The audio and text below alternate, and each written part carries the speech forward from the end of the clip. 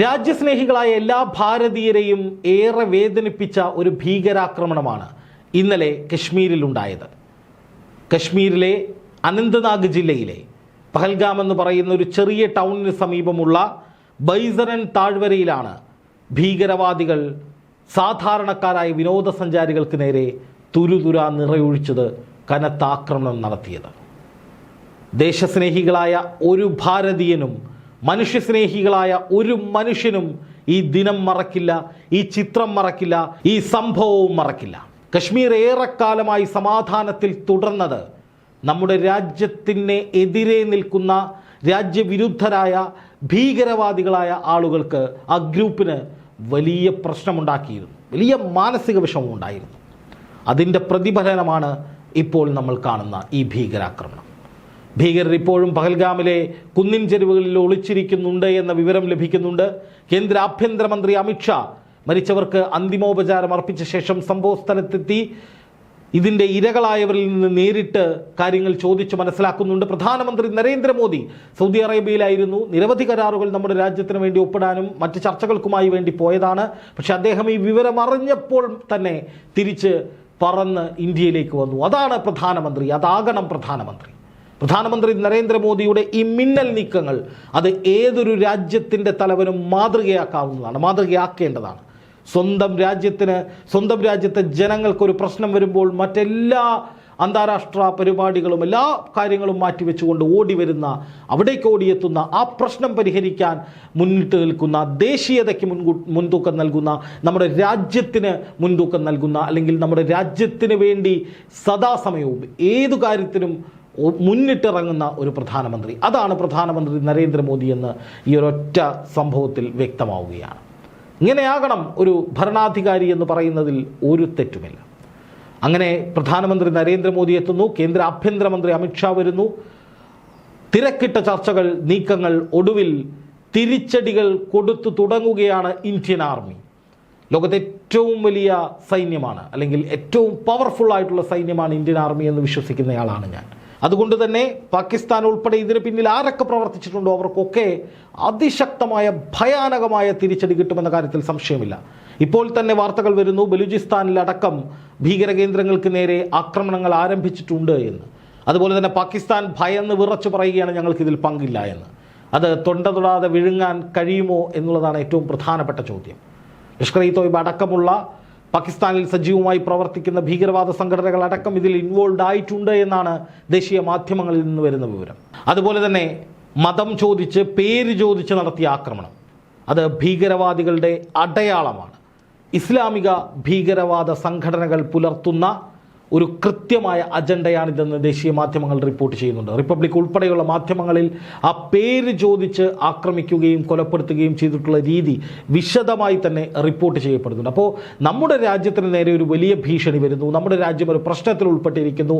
പെറ്റമ്മയും പിറന്ന നാടും നമുക്ക് ഒരുപോലെയാണെന്ന് വിശ്വസിക്കുന്ന നമ്മൾ ഭാരതീയർ, ഇന്ത്യക്കാർ ഈ വിഷയത്തിൽ രാഷ്ട്രീയം കലർത്താതെ ജാതിമതഭേദമന്യേ ഒന്നിച്ചു നിൽക്കേണ്ട സമയമാണ് എന്ന കാര്യത്തിൽ ഒരു സംശയവുമില്ല.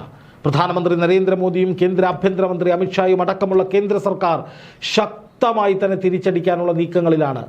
ദേശീയ സുരക്ഷാ ഉപദേഷ്ടാവായിട്ടുള്ള അജിത് ഡോവൽ പ്രധാനമന്ത്രി നരേന്ദ്രമോദിയെ വിമാനത്താവളത്തിൽ വെച്ചാണ് കണ്ടത്. അതായത് അത്രയും പ്രാധാന്യത്തോടു കൂടി ഈ വിഷയത്തിന്മേൽ ഇടപെട്ടിരിക്കുകയാണ് കേന്ദ്രം. അതുകൊണ്ട് തന്നെ അതിവേഗത്തിലുള്ള നടപടികളുണ്ടാവും. ഇത് പാകിസ്ഥാൻ വലിയ തിരിച്ചടി, അല്ലെങ്കിൽ നമ്മുടെ ശത്രുക്കൾക്ക് വലിയ തിരിച്ചടി കിട്ടിയ 2-3 കാര്യങ്ങളുണ്ട്. ഒന്ന്, പ്രധാനമന്ത്രി നരേന്ദ്രമോദിയും കേന്ദ്ര ആഭ്യന്തരമന്ത്രി അമിത്ഷായും അതുപോലെ തന്നെ ദേശീയ സുരക്ഷാ ഉപദേഷ്ടാവ് അജിത് ഡോവലും ഒക്കെ ചേർന്നുകൊണ്ട് വളരെ വേഗത്തിൽ തിരക്കിട്ട നീക്കങ്ങൾ ഇതിനെ അമർച്ച ചെയ്യാൻ വേണ്ടി, ഈ തീവ്രവാദത്തെ, ഈ ഭീകരവാദത്തെ അമർച്ച ചെയ്യാൻ വേണ്ടിയുള്ള ചർച്ചകൾ, നീക്കങ്ങൾ സജീവമാക്കുകയാണ്.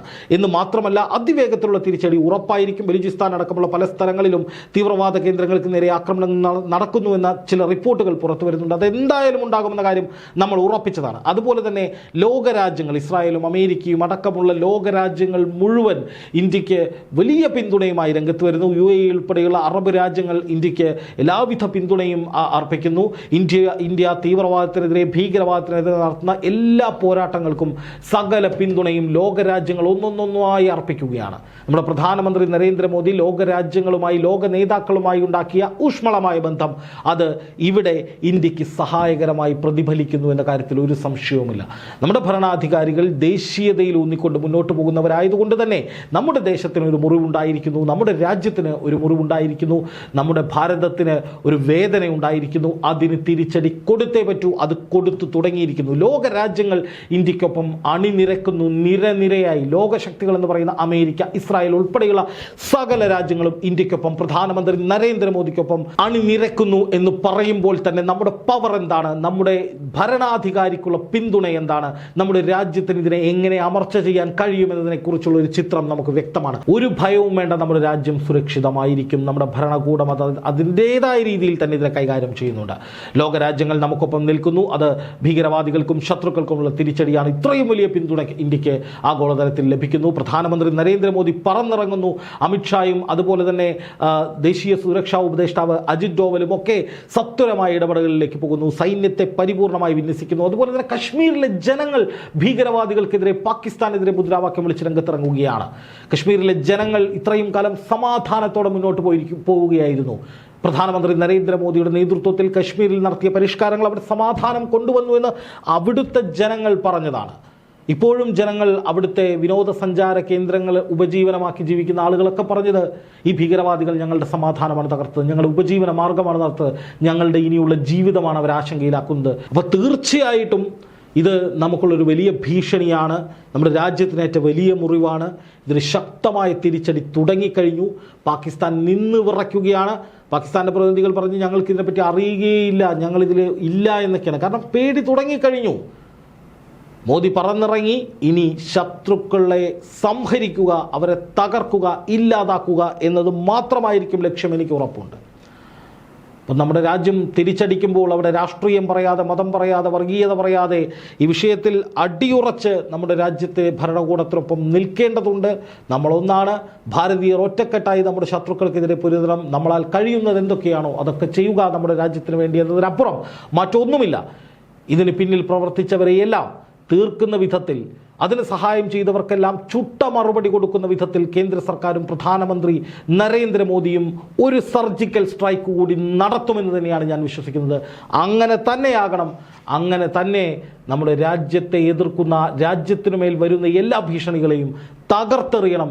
കേന്ദ്ര സർക്കാർ ആ വിധത്തിൽ മുന്നോട്ട് പോകുന്നു. അതിന് എല്ലാവിധ പിന്തുണയും നൽകി നമ്മളെല്ലാവരും കൂടെ നിൽക്കുക തന്നെ വേണം. ശത്രുക്കൾ വിറച്ചു തുടങ്ങിയിരിക്കുന്നു. തിരിച്ചടി തുടങ്ങിക്കഴിഞ്ഞിരിക്കുന്നു. ഭാരതം, ഇന്ത്യ, ഒരു സംശയവും വേണ്ട. പ്രധാനമന്ത്രി നരേന്ദ്രമോദിയുടെ നേതൃത്വത്തിൽ കൃത്യമായ മറുപടികൾ കൊടുക്കുകയാണ്. ശത്രുക്കളെയും ഭീകരവാദികളെയും ഇല്ലാതാക്കുന്ന വിധത്തിലുള്ള നീക്കങ്ങൾക്ക് എല്ലാവിധ ആശംസകളും, ഒപ്പം മരിച്ച നമ്മുടെ സഹോദരങ്ങൾക്ക് ആദരാഞ്ജലികളും അർപ്പിക്കുകയാണ്.